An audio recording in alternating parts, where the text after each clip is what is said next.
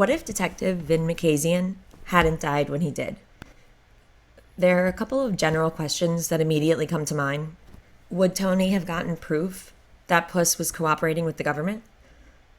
Would Tony have still not believed Detective Makazian and found some way to deny it? Could Tony have ended up getting into more trouble somehow? Would Makazian perhaps become an informant himself? Vin Makazian is a local detective who knows Tony and who feeds Tony information from the inside. Information that he has access to anyway. And he's also, in Tony's words, a degenerate gambler. We can tell from conversations that Vin Makazian has with Tony that he had a tumultuous childhood. He specifically tells Tony about how when his father and mother used to fight and yell, and his father would slap his mother around, he would run upstairs and hide under his bed, and there was something safe and protective about that bed. We first meet Detective Vin Makazian in Season 1, Episode 4, Meadowlands, when Tony meets him outside of Green Grove Retirement Community and asks him to get some information on his new therapist, Dr. Jennifer Melfi. I'm sorry. Why don't we meet down by your precinct? You know, the government would love a few pictures of us together for the scrapbook. There's no scraps in my scrapbook.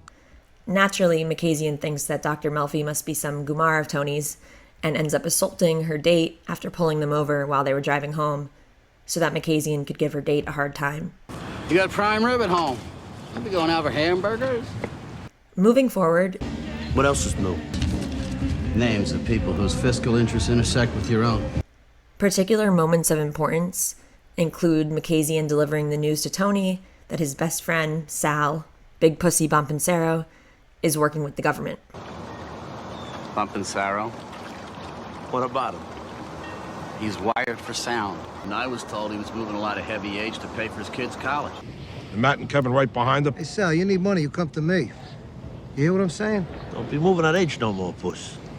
It's too risky. When Tony receives this news, he's in disbelief and denial.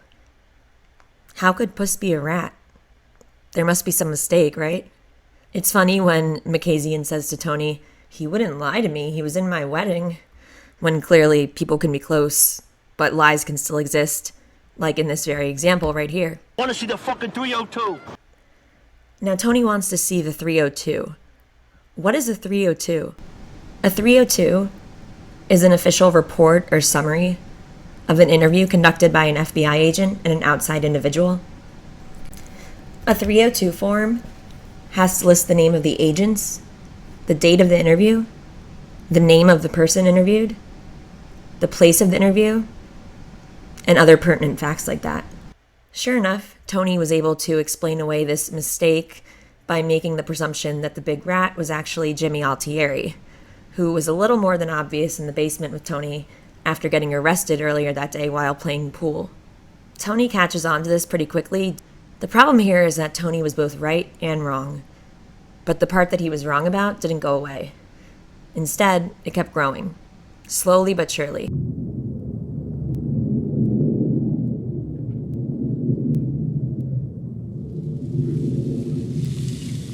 Until it came to a head in the season 2 finale of The Sopranos, in Funhouse.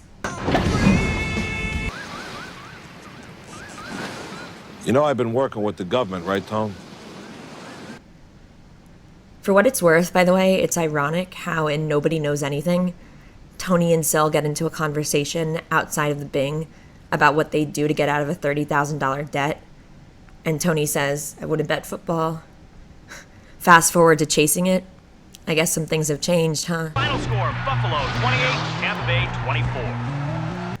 But it's not just Tony. Even Sil fell victim to his own biases here with Puss, and even had a dream about him in season 3. So back to the questions that I asked at the beginning of the video. If Detective Vin Makazian didn't die when he did, what would have come of everything that was still hanging in the air during that tension-filled period? I think it would be difficult for Makazian to get his hands on the 302 form, and I think that all in all, Tony would have to see the wire for himself, like he eventually did, before taking Puss out, because of how close they are and everything involved with that. The last time we see Detective Makazian is in Season 5, Episode 11, The Test Dream. Of course, he's just in Tony's dream here. But to me, it shows that Tony has been thinking of him. Maybe not every day, but Makazian is still in the back of his mind, along with lots of other questions that I'm sure he still has about that time, about Puss, other things like that. And it's interesting because when you look at this shot here, they look so similar. It reminds me of the Sopranos series finale, when we see Tony and Polly in the car waiting for Agent Harris. From the back, either of them could be Tony. When I pose these hypothetical questions, most of the time, it's not that I have one clear and convincing answer, but really it's to generate further discussion. Because we know that things could go in so many different directions, and we see that they do. So, what do you think? Do you think anything would have changed if Detective Vin Makazian hadn't died when he did? Or do you think that things would have turned out the same way anyway? Your eyes